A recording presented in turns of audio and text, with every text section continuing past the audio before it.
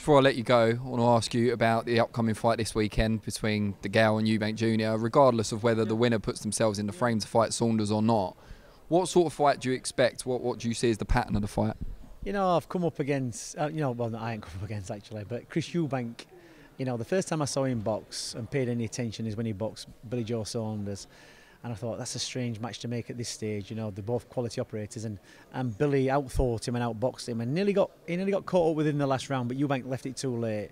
And then he had all these other fights. Then he came up against, you know, a faded, in my opinion, George Groves, and he got beat again. And it seems every time he comes up against quality opposition who've got a boxing brain, he falls short.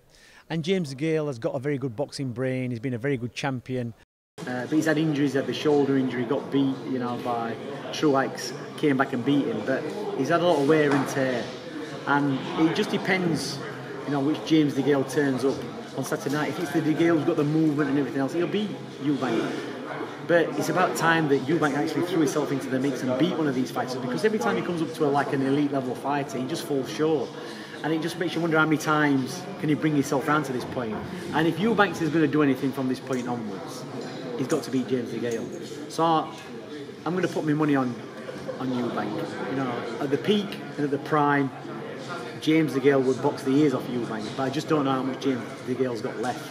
Does Eubank need to stop him to win, or can you see a situation where he outpoints him? He doesn't necessarily have to outbox him to outpoint him, he could outwork him. No, if James DeGale, you know, knows the plan, and he, even without power, he can outbox Eubank. But I'm going to throw it out there. I don't really watch much of both fighters, and I've watched a little bit of them both training.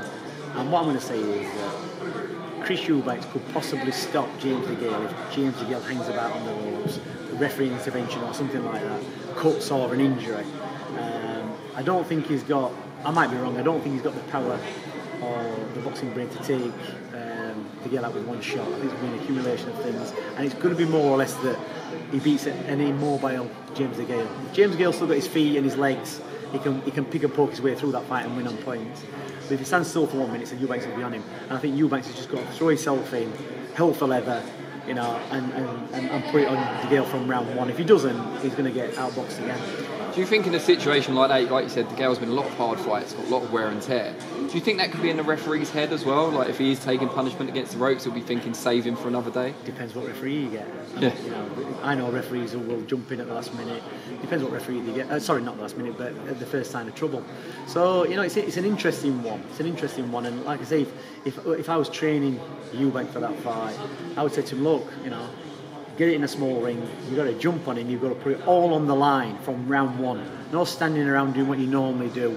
You've got to jump on him, you've got to make him fight, you've got to take shots to land shots, you've got to close him down, you've got to rough him up, you've got to jump on him to beat him. And he's really got to do that, really, because he's just never lived up to the hype or what people expected of him. You know, we're all expecting Chris Eubank Sr., but he's never done that. But, you know, what is he, 28, 29 now? 29, yeah. He's got to make a move, he's got to make a move.